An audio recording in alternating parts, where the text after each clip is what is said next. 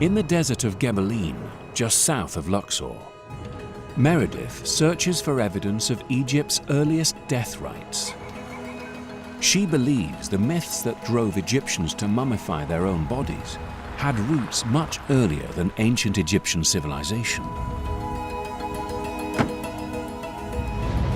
Prehistoric rock art depicting wildlife suggests this area was once a sacred place. In the 19th century, archaeologists identified it as a burial ground. This is a desolate, dry landscape.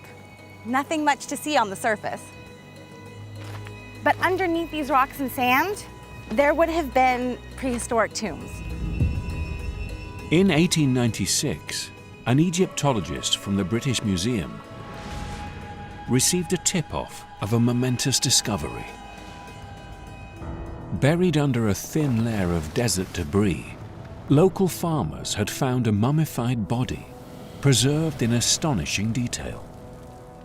On the upper arm, tattoos of horned animals were still visible, and from the head sprouted tufts of red hair, earning this mummy its original nickname, Ginger. There was a puncture wound to the left shoulder blade and a fractured rib beneath. Forensic analysis has revealed the body is male and over 5,000 years old. But how is this body so perfectly preserved? For Meredith, the evidence suggests the man's mummification was not planned. Instead, it was an accident of nature. In this photo, I can see there's no bandages or anything that would have preserved this mummy. So it would seem that this was not an intentional mummification. He was preserved by the sand. There was no ritual or magic or anything involved, just the drying power of nature. Hundreds of years before the first pharaoh, this man lived around the fertile floodplains along the River Nile. But around his 20th birthday, he was brutally stabbed in the back and left for dead.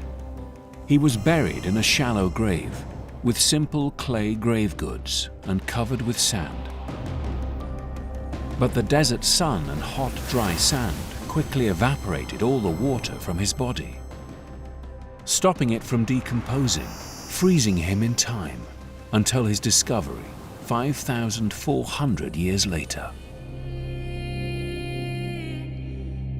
Archaeologists have found no papyri that explain the historical origins of mummification, but Meredith believes the practice could have evolved from accidents of nature.